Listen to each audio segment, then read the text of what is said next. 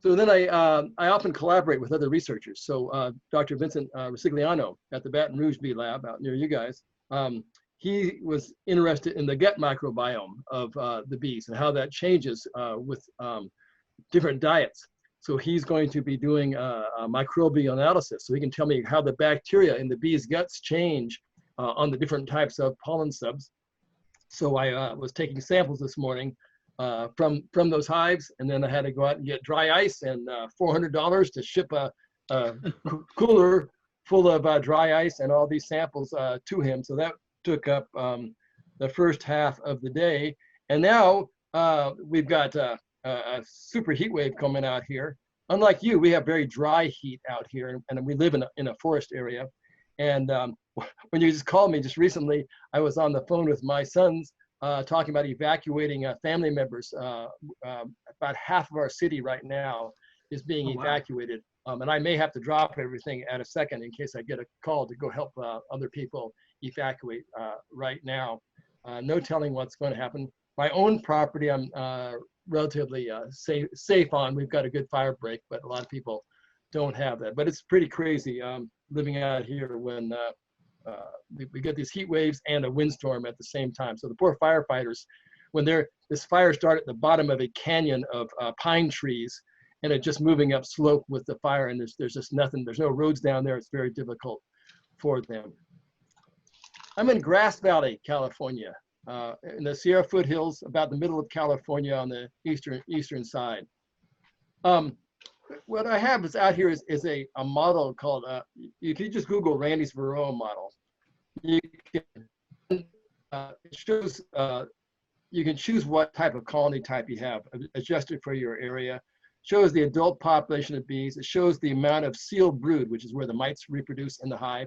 And this red area down here shows the proportion of mites that are infested, proportion of bees, pupae, that are infested by a mite. The red dotted line shows the mite population, the whole colony. And then these show the alcohol wash, or mite wash, or sugar shake, if you do it properly, of the hive. And then you can enter in your treatments and see what you need to do to manage for mites. If we have time at the end of this presentation, we can go through this. But I'm going to skip right in, assuming that you guys already are interested in monitoring for mites, and that's what I am have been working on. And I'm actually getting an article off to press probably as soon as I'm done with this presentation. I've been working on it today to the American Bee Journal. So let me, I'm going to scoot down a number of slides here. And let's just get to the. Okay, so when you first thing, if you're going to do a mite wash, and a mite wash, you take a sample of the adult bees from the hive, and then you're going to put them into some kind of a solution or powdered sugar to get the mites, all of the bees. How many mites there are per bee, or what I like is just per half cup of bees. And what we find is if we keep our mite count down to 6 or fewer mites per half cup of bees, our colonies thrive. We don't see problems with viruses. They're productive. When you start getting up around 15 mites per half cup of bees, you're going to start noticing you won't see your colony be sick, but they're not going to be as productive as they would be. They're not going to build up. They're not going to put on the honey they can. Around mite count of 20 per half cup, your honey production really drops off. When you start getting up around 30 mites per half cup of bees, you're going to start seeing signs of deformed wing virus. And it's just like with the COVID. It is where we're wearing masks to prevent the transmission of virus from one person to another. You're doing the same thing with Varroa management in your hive. The Varroa transmits the deforming virus from one bee to the other. So if you minimize the Varroa infestation rate, you slow down the transmission of the virus from bee to bee. Roughly, it's the same principle.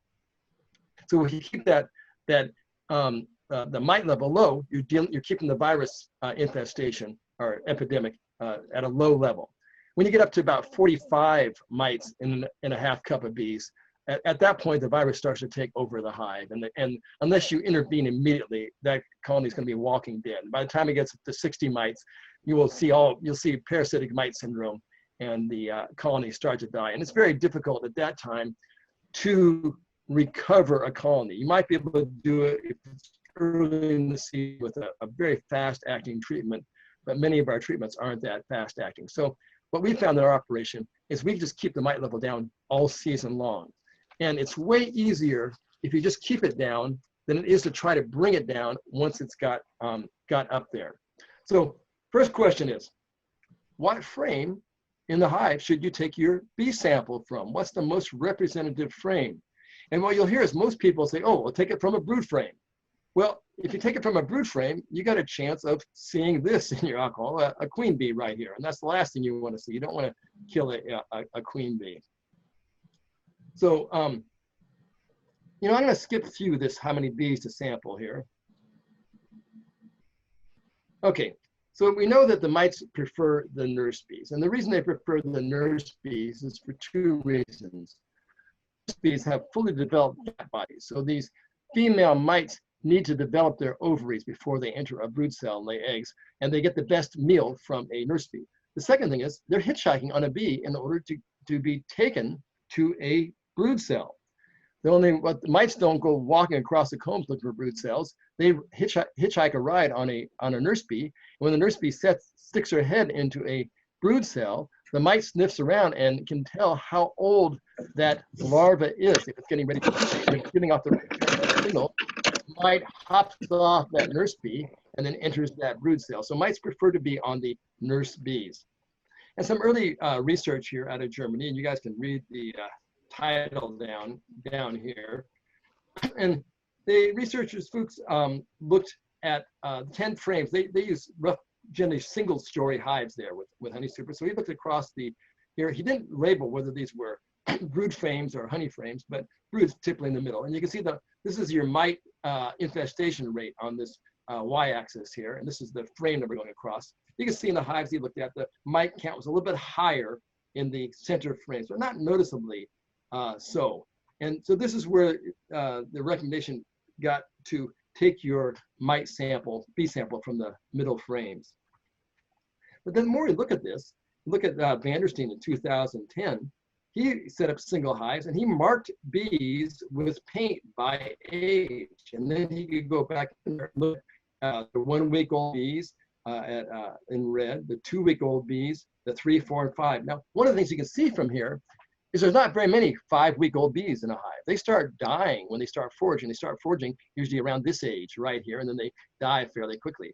At any time in the hive, about half your bees, or more than half, are young bees, 2 weeks old or less. This group here would be your nurse bees right here. And you can see they're fairly evenly distributed all the way across the hive. So the question is, how important is it to take the chance of disrupting that queen or going into the brood nest to take your bee sample? So I was curious, so I put it to the test. And what I did is I found some high mite hives last fall and got a data sheet and an assistant here, and we moved the hives back off the parent stand and then put a bottom board down and an empty box. So as we shoot a bee sample off of each frame in the hive, we could then take that frame without bees and put it back in the original stand. So none of the bees that fly off would contaminate the bees that we had not yet shaken. So we could shake every one. And then what I did is I recorded for 7 hives what was on each frame: drawn comb, honey, bee bread, young larvae, mixed brood, the queen over here if we saw the queen, honey. And then below these are the mite counts. Now some frames, I needed 2 frames to get a mite wash here.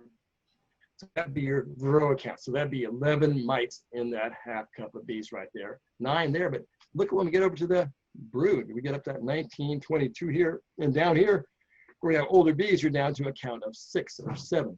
So what you can see is it does make a difference which frame you take the bees from.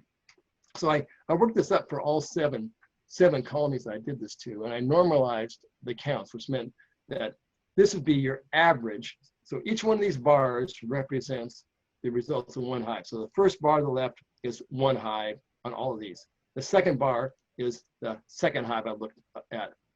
And I normalized them all to the average right here. So I could see whether the different frames, whether they were above average on mite count or below average on mite count. So if we look at all the drawn combs, now notice there's not drawn combs for every hive. On average, their mite count was a little bit lower than the hive average. honeycomb pretty much close to the hive average, and same with the combs of the bee bread. Combs with the mixed brood were well above average, and when you get over to combs with young larvae, sometimes they were sky high. So if you took an alcohol wash count from a frame of young larvae, it would scare the pants off of you, although the average count for the whole hive was much, much lower. And the frame of the queen didn't seem to make much of a difference. So the most consistently representative combs I'm finding are the combs with bee bread or honey taken adjacent to the brood nest, but not into the brood nest itself. So what we do in our operation, we don't bother the brood nest at all when we take our mite counts. We go to the edge of the brood nest and look for a comb, typically with bee bread, to the edge of the brood nest, and a comb that the queen would typically not be on. And that makes it much easier to take your mite sample or your bee sample without killing the queen. The second thing then is if you shake those bees off that comb into a tub, some bees may want to fly off. So the question is, does that help to let them fly off? Does that change your infestation rate? One of the tips here is to use an 18-quart tub rather than the typical 12-quart tub here. The 18-quart tub gets most of the bees in the tub. And otherwise, if you have bees falling outside the tub, sometimes the queen will fall off and you'll find the queen walking around outside a hive. And you don't want that to happen. Now what happens is the older bees have flown, and they have what's called a positive phototaxis. They fly towards light, and they'll fly right out of the tub. The younger bees have never seen light. They just live inside the hive, and they are negatively phototaxic. They want to get away from the light. In fact, if you take a black cup and shake the bees in there, those young bees, they'll huddle down that black cup, and they'll take their faces up to the top, but they do not want to go outside of that black cup at all. We use that when I want to keep young bees for an experiment. Just leave them in a black cup and they'll just stay there. So they don't want to go to light. And then the thing that will happen then is the bees will tend, generally the young bees remaining, will tend to line up and kind of march around inside that tub. It makes the queen very easy to pick out if you've accidentally shaken a queen into that tub. So you can avoid getting the queen. So here's a study from 1960 where a guy named Free over in England marked thousands of bees with paint. And these are also by age here, with the youngest bees in the green, the mid-age bees being in the orange, and the older bees, the foragers, being in the blue. And he compared them, this is the percent of all the workers in the hive. And so all these bars add up to 100%.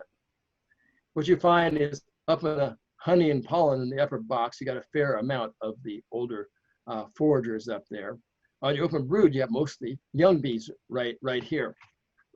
Well, what's interesting, he didn't plot it out, and I make this graphs from his raw data, but he also recorded how many bees flew back from those frames when he pulled them out of the hive. So I recalculated his data, and this is something I often do. I often look at old research, and I rework the data that they published. And I accounted for the bees flying back and got the percent of bees remaining after they fly back. And what you can see is if you pull out a frame of open brood, it's going to be almost only very young bees, and you're going to get that very, very high, very high mite count. Sealed brood, not so much. So it's the open brood that really gets the bees. But these other ones here, if you go to your honey or your pollen frames, they're fairly consistent right here. So again, this says, you know, maybe if you allow the bees to fly out, you're going to get a more representative mite count. Because so the big question is, do the older bees have a lower mite count than the younger bees? Do the bees that fly away from that tub have a higher mite count than the ones that remain? So I call them the flyers and the stayers. So this is a shaker funnel. So if you're a California packaged bee producer, this is what you use. There's a shop over in Chico that makes all these things are out of galvanized steel. And they just fit a box across the top. You can shake combs into here and the bees fall down into a package. You can put a queen excluder in here. So I put a plastic tub under here and I have a sheet of flat aluminum that I can slide across and seal off that tub. So I took frames, again, this is November. These were colonies just finishing up brood rearing, so getting ready for winter, and shook the bees in here and then immediately closed it off. Then I could pull that tub of bees out, put a kitchen sieve over the top and pull the aluminum sheet away. And immediately, about half the bees would try to fly away, and the other half would go down. So these are your ones that want to fly, and these are the ones that want to stay. But I would not let them fly. I just left them up here. And it was very consistent. If I knocked these bees down, they would come right back up again. Then I'd slide that aluminum sheet back in there, and I've just separated that bee sample into two samples. The ones that are in the upper part in the sieve, those are the flyers, and the ones that are below are the stayers. You with me so far? I'm watching your face, Chip, to make sure I'm not going too fast. You're doing good. Okay.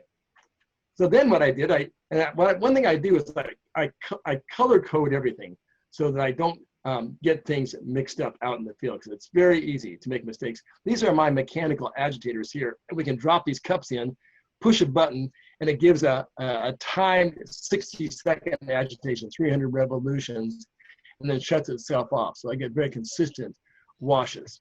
So I would wash the mites off them, and then save the washed bees, and then put the washed bees, drain them off, put them in a Ziploc bag, and label them, and count how many mites were on them.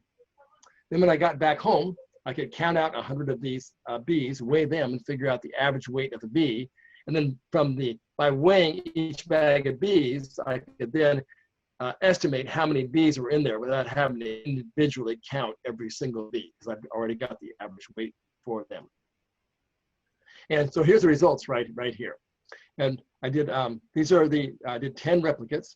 These are the, let me move our screen here. This is the total number of bees in the sample. So these are big samples. A half cup of bees is 300 bees. So I took, these are like cup full of bees samples right here. This is the number that remained down below. This is the number that flew. There's the percent of the bees that flew. And on average, half the bees flew out. Very, very consistent. Look how consistent this is. About half the bees flew out every single time. That kind of surprised me. So I'm thinking that because that was late in the season, November, that we might have more winter bees there that tended to be non-flyers, whereas summer bees would be flyers. And then I compare this right here. So here's our here's the mite infestation rate, the percentage of mites on the bees. So 1% would be 1 mite per 100 bees, 4% would be 4 mites per 100 bees. And the remainers were in the blue, and the flyers were in the red.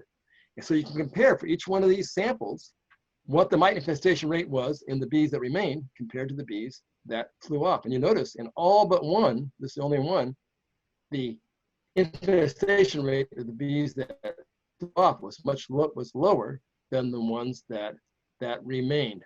On average, you only had about a 71% infestation rate on the flyers. So what we do now is we pull a frame from just outside the brood nest, shake it into a tub, let the old bees fly off. And then what we have is young bees behind. And that way we get a consistent representative sample. In every experiment we do, we always pull the same frame and do the same thing. If you just randomly pull a frame from a hive and let some fly or don't let some fly, you're gonna get all kinds of different results. So we make sure that every wash we do is done the same way.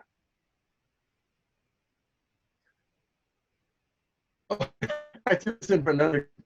We have a big cargo container with 6 inches of insulation inside and an air conditioner outside to refrigerate it to keep small hive beetle and wax moth from getting on our combs that we store. And the bees found a leak inside. And unfortunately, you had to climb over here to get to this to fix it. So we closed the door and turned off the light and put a piece of plywood here with a screened cone. And that was a one-way valve so the bees could exit and not come back. I've got a video which is pretty intense of these bees coming back and then dropping off pounds at a time, but the one-way valve with the bees coming out. This has been a real pain in the butt for us. But this is an aside. Okay, let's get back to the sampling. Okay, once you got that bee sample, the old ether roll used by a lot of commercial beekeepers, very inaccurate. I would not recommend the ether roll. You don't get very good mite recovery from this. A lot of people like to use the sugar shake or sugar roll, and because you don't have to kill bees to do this. What you do instead, you just beat them up really bad, but they survive. You can put them back inside the hive. The problem is if you're doing very many of these shakes, it's really takes a lot of work to do this. And one of the things is, don't use a glass jar to do it. I'm doing it here. Use a plastic jar. It's way easier on your elbow, because you got to shake hard for a full minute to get recovery on this. And after you've done a few of these, your arm knows it. The gold standard has always been considered the alcohol wash, 70% alcohol. What I found is that was the wrong concentration of alcohol. The gold standard should be a higher concentration. We'll see that in just a minute. And here's a study from 2008 from one of the Middle Eastern countries, but it was pretty representative. It shows your mite recovery with the different separation agents. So 70% alcohol, about 95% mite recovery. Powdered sugar, he gets about 90%. He got hot water detergent, 87. I'm surprised by that. Gasoline, that was used to be recommended by the German beekeepers back when Varroa first arrived, but using gasoline and smokers near each other is not really the best idea.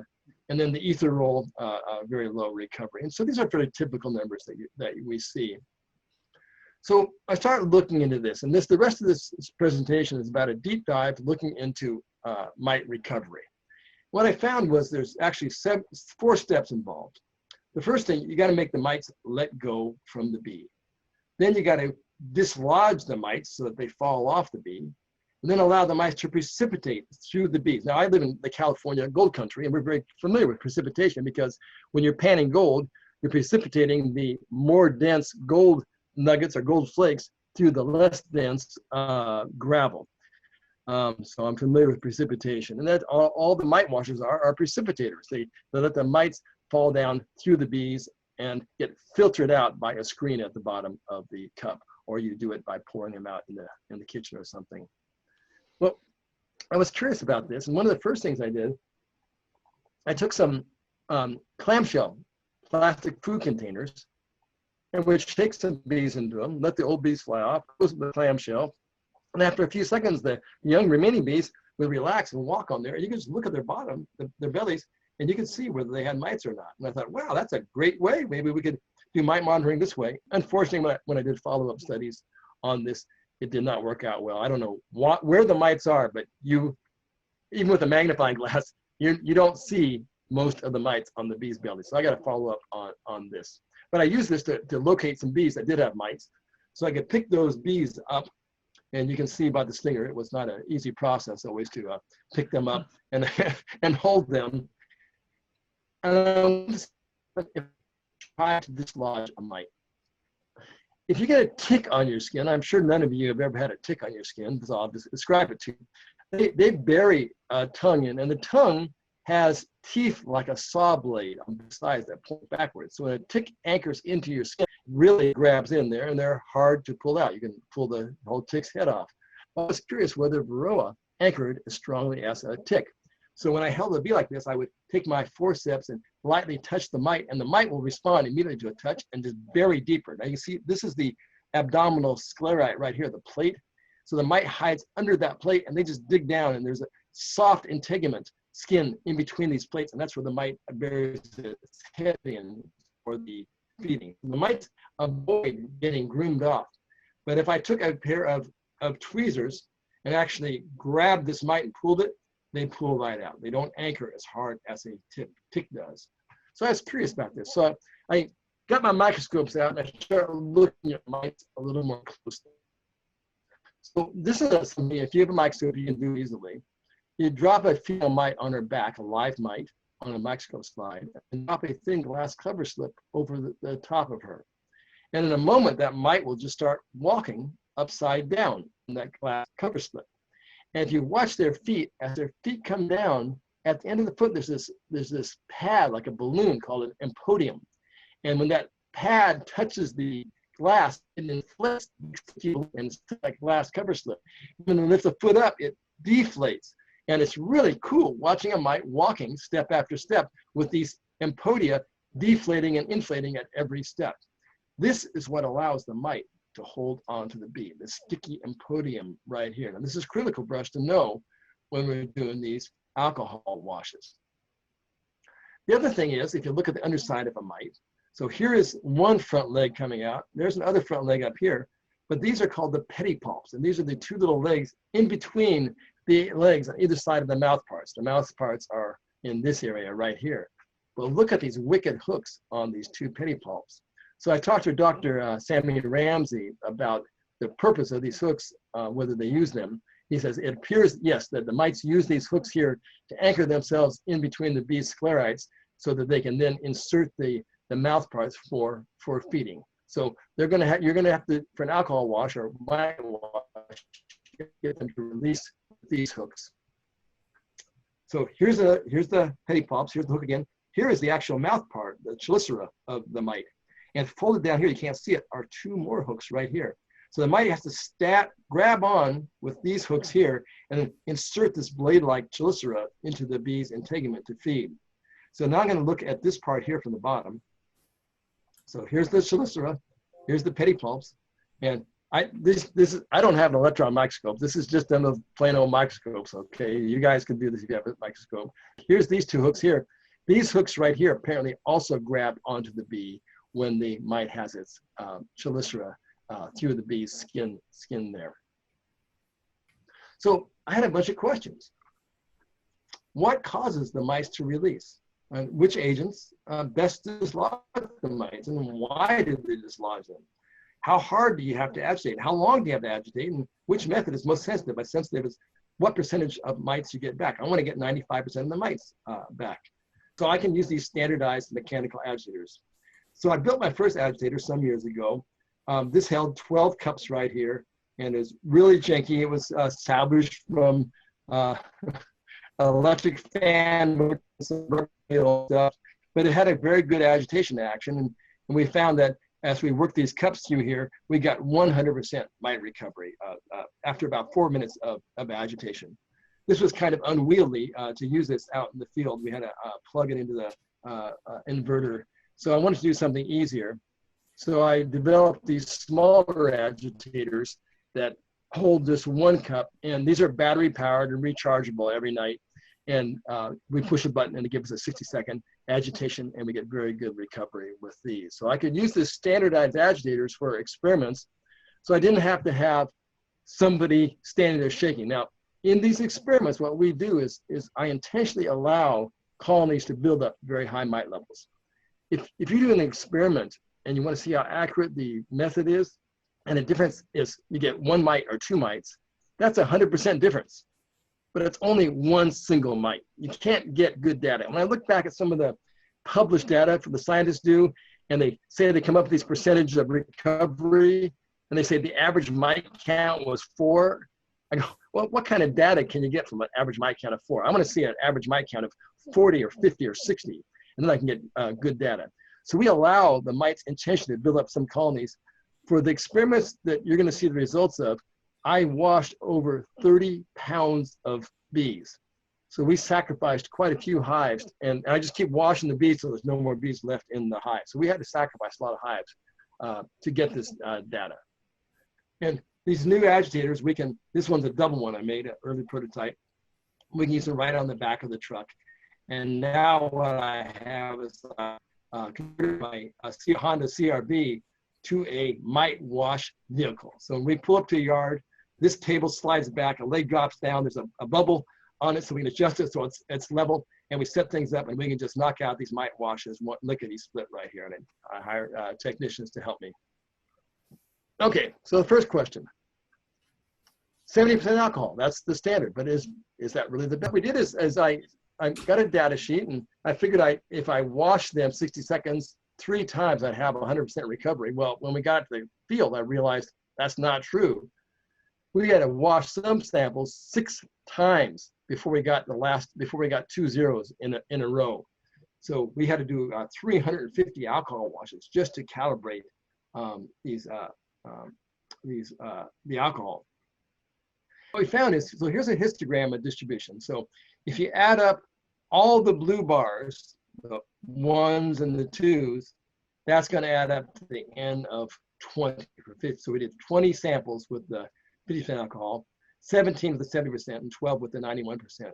What you can see with the 50% alcohol, That was 66% mite recovery in the first agitation. This is 80%. We didn't get very many with this 50% alcohol above 95%. With the 7% alcohol, the green, you got a lot more up in that 95% range. When we get up to 91% alcohol, they're all above 95% recovery. So we immediately, this was last year, we shifted to, we were trying to save money by going to the dollar store and buying 50% alcohol. We realized, wow, we're shooting ourselves in the foot with 50%. 91% really is the standard that we should use for the alcohol wash. So now I knew what to compare other things to. And what happened is this spring with coronavirus, people started calling me and saying, Randy, we can't buy any alcohol. Is there anything else we can use? So this is what the rest of these experiments are for, to figure out if there's something else to use. Now, one of the questions I had is whether the alcohol concentration, why is that 91% so better? And I was curious whether it affected how quickly the mites fell in the cup. So what I did is I needed to find out what the density of a mite is. Now we know if you dump mites in water, they float on the top, which means they're less dense than water. So what I did is but if you put a detergent in there, I'm sorry, they float on top, but that's not because they're less dense. That's because they have a water resistant cuticle. If you put a little detergent in, they sink, so that we know the mites are more dense than water. So what I did is I used a hydrometer and I added salt a little bit at a time to the water until half the mites were floating and half were sinking, or a portion floating, portion sinking, and the rest just suspended. Now I knew the actual specific gravity of mites. And the density of water is 1. Mites are 1.1, so 10% more dense than water. So this would be our density at 20 degrees centigrade at room temperature. And Varroa, this is the density of water at 1. Varroa is slightly more dense than water. After alcohol, the higher the concentration, the less dense it is. So 91% is much less dense. So the difference for makes mites sink is the difference between the mite density and the liquid density. So they're going to sink slowly in water, a little faster than 50% alcohol, but they'll sink the fastest at 91% alcohol. So I wondered, well, is that the reason 91% worked well? So I measured how far they needed to sink in that 60 seconds. And in my cups, it's 2.5 inches, is the maximum mite would have to sink. So I'm curious, well, would that make a difference? The sinking rate for 2.5 inches. So I took a cylinder out to the bee yards, filled it full of alcohol of different concentrations, and then we would take a mite up here. We shook off mites with powdered sugar so they were alive, and then allowed them to sink, get wet, sugar to dissolve, and then they reach their terminal sinking velocity. So they're sinking at their full speed by this point, and had a starting line, and you can see a mite sinking right here. And what we did is we used a stopwatch, and we dropped the mite in, let it sink, and then say click, started here, and then time it for how long it took to sink the 2.5 minutes, and stop it, okay? I'm sure this is the kind of thing you guys do all the time in your spare time, right? Anyway, we did this a bunch of times to figure out how fast mites sink. And the results are, this is blue, the 50% alcohol, purple is 70%, and red is 91%. And the mites sink almost twice as fast in the 91% alcohol as they do in the 50% alcohol. But the total time for sinking, even in the 50%, is only about 5 seconds. We're agitating them for 60 seconds. So even though they do sink faster in the higher concentrations of alcohol, that's probably not the reason why the 90% is so much better. The other question I had is how much agitation is actually necessary? And I think I would reorder these slides if I would have remembered as I'm writing my article. So I did an experiment last fall. In 91% alcohol, I noticed the mites fall off very quick, even before you agitate them. So I made a big tub with a screen on the bottom, you see it right here, that I could fill a white tub full of alcohol and put this screen container in, and then shake a single layer of bees on here, and then time them for 2 minutes and see how many mites just fell off without any agitation whatsoever. And what you can see here is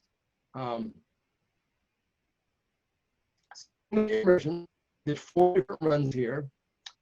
91 mites dropped in the first 2 minutes, and the follow-up washes only got 6. So that means that 94% of the mites dropped all by themselves with no agitation at all. 94%, 94%, 93, 91. Average of 93% of the mites dropped with zero agitation at all, as long as the bees are in a single layer. And this is a huge thing right here. So if you have room to just spread the mite at 91% without any agitation at all. So then, now it's springtime, and the question is, can we use something else? How about dishwashing detergent with the foam and all that? So I said, first thing I thought, oh, I don't want this foam. I grabbed some Cascade dishwashing detergent, dishwasher detergent, the powder, and tried that, and I was very disappointed with the results. But when I reviewed the literature, other researchers over the years have gotten good results with detergents, tried some different detergents. And I thought, well, I'll try some other things too. And again, I got more questions on what is it that's causing them to release. Is it a wetting action? Are they irritated? Is it a toxic action? So I chose a few different liquids. The Canadians like to use windshield wiper fluid, and I tried that. This has some ethyl alcohol in it. Okay, so the Listerine has some, I'll show you in a second. I'll show that in a minute, okay? These are the ones I just put in while we were waiting. I tested them for toxicity to see if they would kill the mites. So I washed the bees for 60 seconds in the various liquids, then very quickly dumped the liquid through a sieve to get the mites and wash them off with fresh water so that they had 60 seconds immersion in the various liquids. And then I put out a piece of filter paper, banged the mites out on them, and let them sit there and let them see if the mites recovered or not. And what we got is, with the windshield wiper fluid, the mites were almost all alive, just walked right away. So you don't get much of mite kill with this. With the 50% rubbing alcohol, they were immobile when you dropped them out, but after a few minutes, most all those mites would walk away. With the 91% alcohol, those mice, very few of them walked away. So there's a big difference in the mites and the 91% alcohol. The Dawn detergent, the mice took a very long time to recover, but eventually about a third of them would walk back. So not highly toxic, somewhat toxic. And then the Listerine, about 2/3 of the mites would recover very quickly and walk away. Well, this is a little surprising. Let me see if so if you look at the Listerine, it's got eucalyptol, menthol, methyl salicylate, and thymol. These are essential oils right here. Every one of these has been proven to be toxic to the varroa mites and irritating to the varroa mites. That's why I thought the Listerine might cause the mites to drop off and maybe even kill them. But it looks like that's not the case. It may be this surfactant right down here. It's a detergent that is added. And that may be why the Listerine is active. And you can see it does have a surfactant value. It's a foaming agent. This is what I'm seeing over and over. It's the foaminess of the liquid that seems to be responsible for the mite drop. So then I was curious, okay, let's see how fast the mites will drop. So I set 6 cups, 1 for every 10 seconds. 10 seconds, 20 seconds, 30 seconds. And then I would take a sample of bees and dip it in here 10 seconds. And when the stopwatch said 10 seconds up, dip it in here, then dip it in here, then dip it in here, dip it in here. No agitation at all, just to see how fast the mites would drop off from exposure to that liquid. And then finally do a agitation, 91% alcohol, to recover the rest of the mites. And here's what we get. If you look at the Dawn detergent, so 10 seconds, a few mites start dropping. By 20 seconds, the mites are dropping wholesale. By 30 seconds, you've got most of the mites out, and we got about 88%, almost 90% of the mites are dropping by 40 seconds. By 60 seconds, you've got a 93% medium recovery of the mites from the Dawn with no agitation whatsoever. With the Listerine, you got some, but you're only about 84% recovery. So not as, this kind of surprised me with the irritants that we didn't get the mites dropping as well as they did with the Dawn detergent. Then with the 91% alcohol, which we already saw will drop the mites very well, got 51% recovery. I go, what in the world? How can we only get 51%? Well, the difference is that experiment I showed you earlier, the bees were in a single layer. In this experiment, the bees were piled in that cup, they were in a thick layer. And the mites get tangled up in the bees' bodies on the way down without agitation. So we'll get back to agitation, but it's just showing you the importance here. And then why then, with the bees the same way in here, why would they get better recovery with the detergent? So I'll talk about that in a minute also. Then the windshield washer fluid was very, very poor right here. I was so concerned by this, I couldn't believe that. I did mite drop for total minutes for 1, 2, 3 minutes with a 91% alcohol, and I still only got 48% recovery even after 3 minutes. Again, these bees were stacked up, not in a single layer. Oh, okay, we already got those. I did put this in there. Okay, so then I was curious, well, the Dawn works well. How about 2 other detergents? Here's the Cascade, and here's a industrial detergent. This is used in labs and for industrial uses throughout the world. There's Triton X. There are different kinds of detergents. One thing I noticed is, and this is a low suds detergent. My tubs that I use, my washers that catch the spilled alcohol or spilled detergent were kind of dirty and grubby. The first time I ran the Cascade spilled in them, they cleaned right up. So this is a really good thing for getting grunge and dirt off of things, but it doesn't work very well for mites off of bees. Now I'll show you the results. And the best agitation action, people often want to shake the bees up and down in the liquid. The problem with that is every time you shake those mites up, pick them up above the bees and you filter them back through the bees' bodies. So every vertical shake is a waste of your time. You're just stirring the mites back up into the bees. You want to use a circular rotational motion, a swirl, that the mites just drop down. You don't ever want to stir them back up. So here's the swirl action. That's what I use in my agitators. How long to agitate?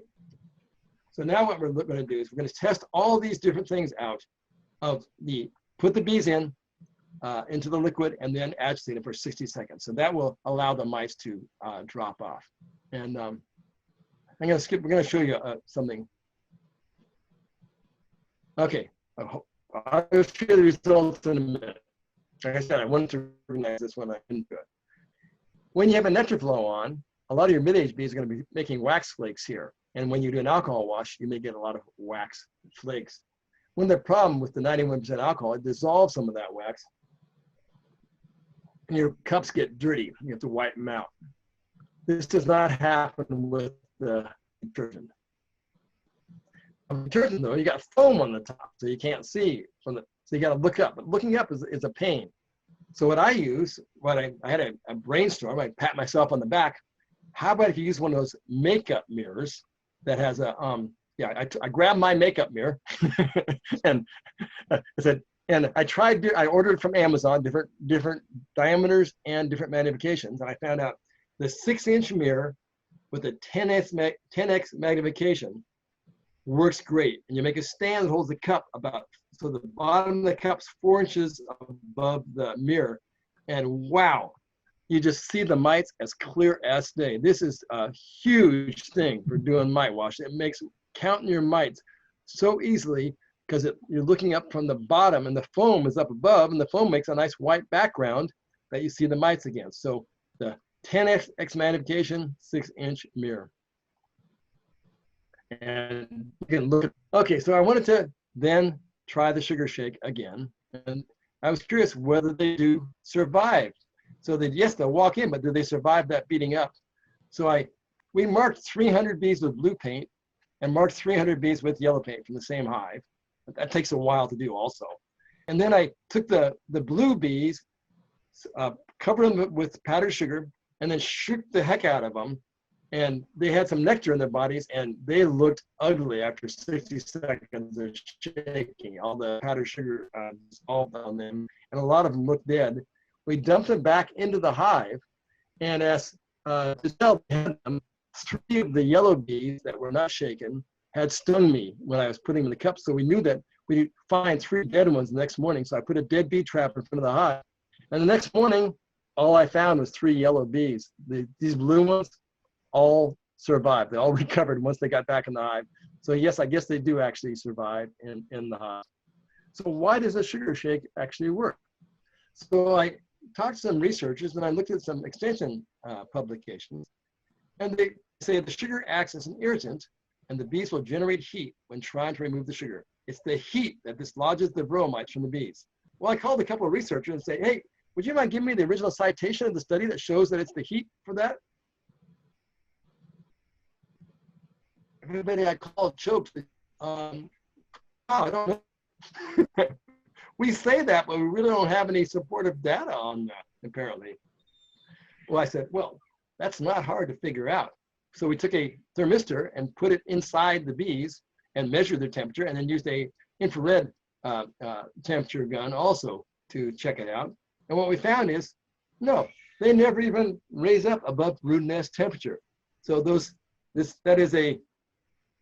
somebody just made this up. There's no evidence to back this up. It's that the bees don't get any hotter in the brood nest. A bee to take off for flight, they get their thorax up to 105 degrees. Those are heated bees, but that's not what happens. And we tried this over and over again. Those bees just never warm up that much. So then what is it? Is it how important is the shaking? So I did a bunch of sugar rolls and then turned them over, let the mites just drop for 15 minutes. And we got pretty good recovery of the mites dropping off. You got about half the mites just come off on their own, but only about fairly small. You got with no shaking, 65%, 94, 84, 63. So the mites do drop, but not very well. Okay, so final results for answer all these questions, okay? What you're gonna see is a histogram for each one of these. So here's the sugar roll. This is, we let it roll the bees in sugar, we let them set for a minute, and then we gently shook them. So I picked up the shaker and shook the bees up, but not to bang them against the top, to let them just agitate. And as you can see, we got pretty poor mite recovery. We're looking to get all these bars on the right side of this 95% level. Did not happen with the gentle shake. With the hard shake, where I really shake them hard, we did get up in the higher levels, but even with one of those, we only got 50% mite recovery. So you're not gonna see all your mites with the sugar shake, even if you do it absolutely perfectly. And this is a timed 60-second, really hard, arm-tiring shake, okay? Still only 50% recovery on some of them. So I can't really recommend the sugar shake if you want to get an accurate mite assessment for your hives. Okay, isopropyl alcohol, you already saw this one. Yes, with 91%, you get very good recovery. Okay, I got some lower, California, you can't buy the windshield wiper fluid for really cold freezing weather. It's not permitted to be sold. But I got the best we could, the -15 right here. And here's the stand right here that I'm putting the cups in with the mirror right here. So I carry the stand with me. So I'm going to test this also. So here is the 0 degree Fahrenheit windshield wiper fluid is the green. None of them made 95% recovery. The extreme blue, the -15 degree, not much better, a little bit better maybe. And then Listerine, the brown bars, again, we didn't get up to that 95%. So these ones are, none of these are really appropriate for mite washing as far as I'm concerned. Then detergents. Here's the Cascade Complete, the low foam detergent, the greens, and you can see it got them not up at the 95% level. There's the Triton X, the industrial detergent in the black. One of them made 95%, most of them below 95%. Now the Dawn, I did two things. What I noticed is the Dawn, if you're not in a rush, when you dump the bees in the Dawn detergent solution, they don't die immediately like they do with alcohol. You dump into 91% alcohol, those bees die very quickly and they fall to the bottom and sit still. If you dump into Dawn, they float, they don't sink right away, and they move around a bit. It takes about 30 seconds or so before they stop moving. And during that 30 seconds, when they're moving, that agitation of the bees alone moving, most of the mites drop. So I did 2 different tests here with the Dawn. This is the, here we go. The 2%, this is with the Dawn.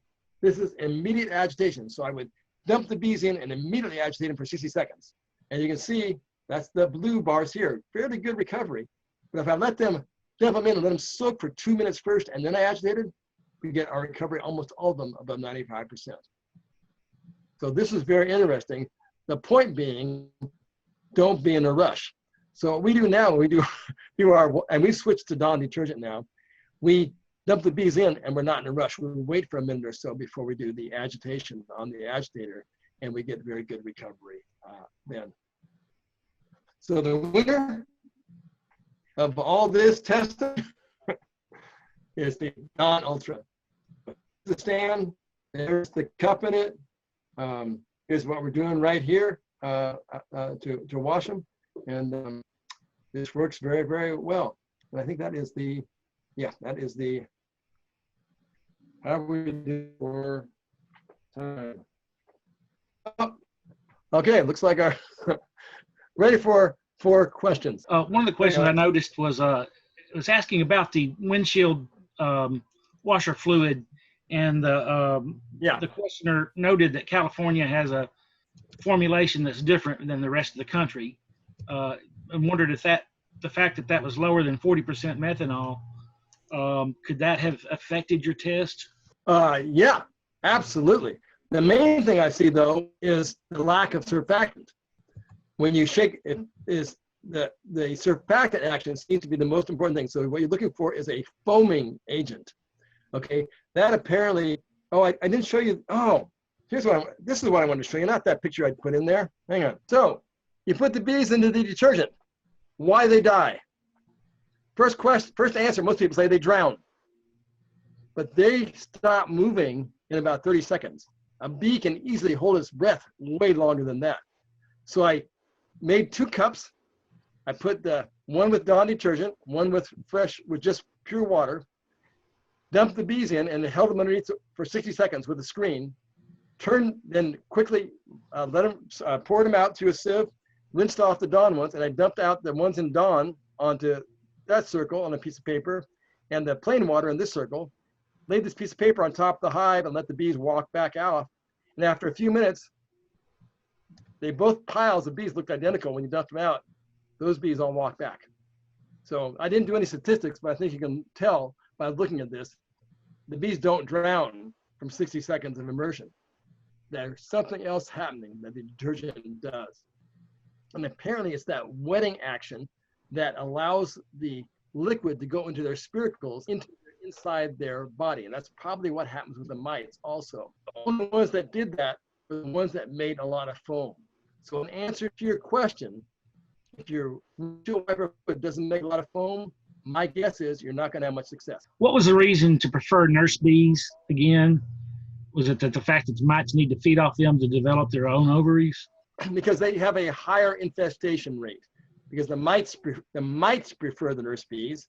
So if you want to sample, you want to get the nurse bees are the most representative. What we saw was between the nurse bees compared to the bees that fly off, you got 1.2 times as many mites on the nurse bees as you do on the bees that flew off. And a follow-up, it says, why would you want a representative sample rather than just to get the highest rate? That's up to you. I don't make recommendations. I give you the data. You do whatever you want. Understood. You sample any way you want.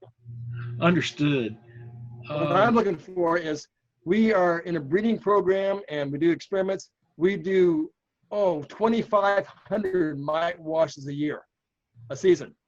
Okay, I want them all to be equal. So we had to decide what frame in a hive we take them from and how we handle those bees. So since what I arbitrarily, my own personal decision was, I want the mite infestation rate for the colony as a whole. what you want. If you want to get the highest count, go to open brood. What percentage of dawn to water did you use to get the optimal result? Well, instead of percentage, it's about 2%, but for the rest of you who don't want to calculate percentage, how about 2 tablespoons per gallon? 2 tablespoons per gallon. Yeah. If you drop below 1 tablespoon per gallon, your recovery rate falls off. Above 2 tablespoons per gallon is not increased. So somewhere between 1 and 2 tablespoons per gallon is the optimal. And did increasing that didn't make it any more efficient? Correct. Okay. Did you consider hydrogen peroxide as an irritant? No, I didn't. Does it make a difference if you shake several frames into a tub and then take your sample from that in order to try to get a more representative sample? That would likely be even a more representative sample. Did you say at the beginning that mites develop their own ovaries by feeding on nurse bees?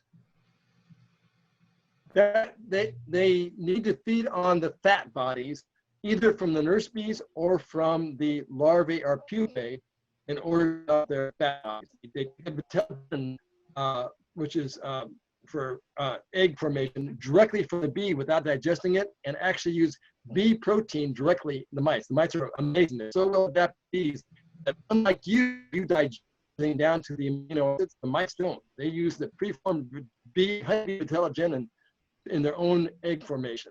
And yes, they do need to feed on one of those, on a bee whose fat bodies are developed. Not specifically nurse bees. Okay. After the 2-minute pre-soak in dawn, how much agitation? No fat body. Go ahead.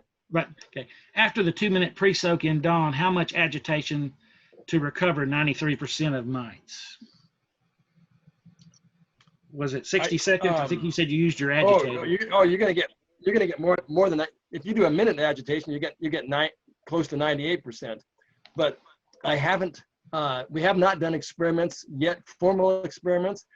But what we do is when we're doing our mite washes, we just pick it up sometimes and say, well, there's this many mites before we agitate, and there's not very many more after we agitate. So it does not take much. So I may do some experiments to see how many seconds of agitation, but from what I'm seeing, it does not take much. Okay, Tom, did you have any questions? I don't have any questions, but I'm sure other people do it. I'm going to throw up a poll just to ask people what they learned tonight and what they're going to use. Can everyone see that? Yes. I think there's 3 questions. One, it's which bee club you're in. Yeah, here's one I'm seeing some. What's the most effective treatment? It's not about the most effective treatment. It's about what treatment is most appropriate at any time of the season. So if for example, Thymol is an appropriate treatment, but it also cuts back brood rearing considerably. So you would not want to use Thymol when you want brood rearing. In the middle of summer, when you don't care about brood rearing, then Thymol is good. Formic acid works well with what's a little bit cooler if you want a very fast knockdown, but in hot weather, you're going to lose a small percentage of your queens. Oxalic acid works very well, but it's a slow-acting treatment depending upon how it's applied. If it's applied by vapor, then if there's any brood in the colony, it's not very efficacious if it's broodless. So there's no one answer for what treatment works best at what time. Here's the model. If you get it up here, and what you do is you enter your mite treatments here. I've got several of them right here. So this tells you what % mite reduction in the hive you're going to get of the total mite population, not of the alcohol wash, but of the total mite population, and you enter these numbers. So let's just say you use a single week. Let's go. How about a oxalic acid vapor? While you have brood, you're going to get maybe 30% or so mite reduction. So let's just say right here, if you just type in 30% and you click return, and notice you took the mite count down a little bit. Well, let's just say 2 weeks later, that wasn't enough. You did another 30%. Take it down a little bit. Oh, 2 weeks later, the vaporization wasn't enough.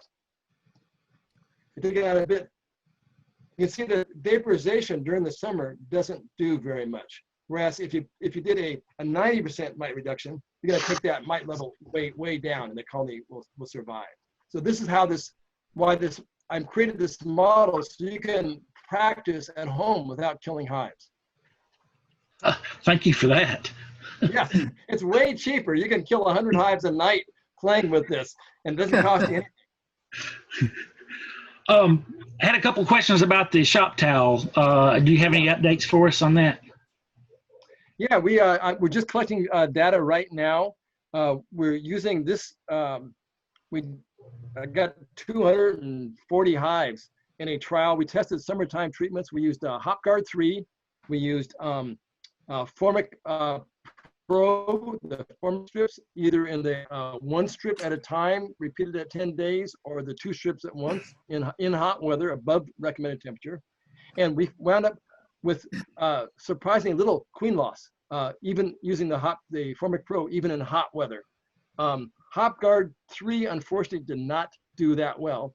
And then we're using the oxalic acid and glycerin. We're trying these Swedish cellulose sponges this year and trying to figure out the best dose of that. And we were actually collecting. I did 20 mite wash today, a group of bees we bought. 25 grams of oxalic acid on the sponges worked very well in strong honey producing colonies.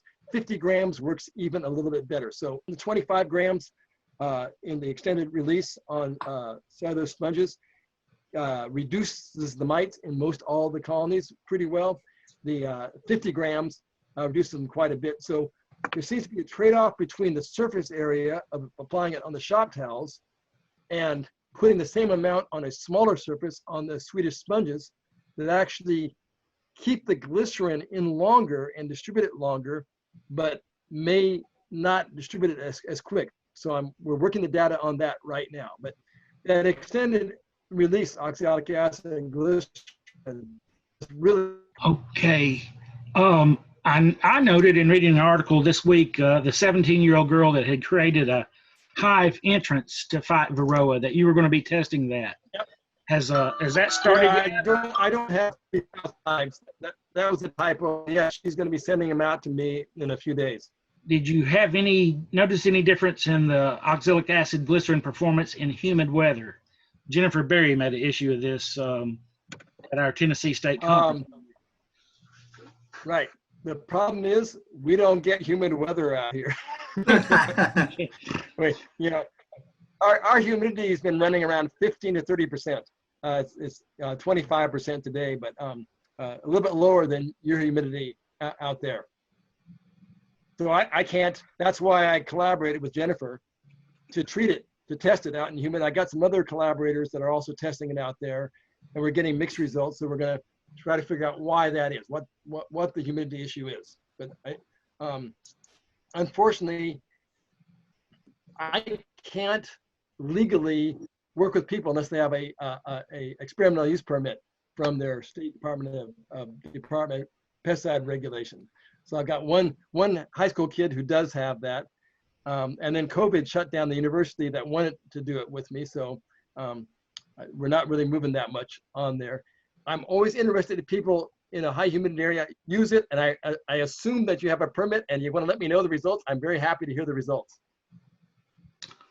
Okay. Have you tested Apivar, and has it performed?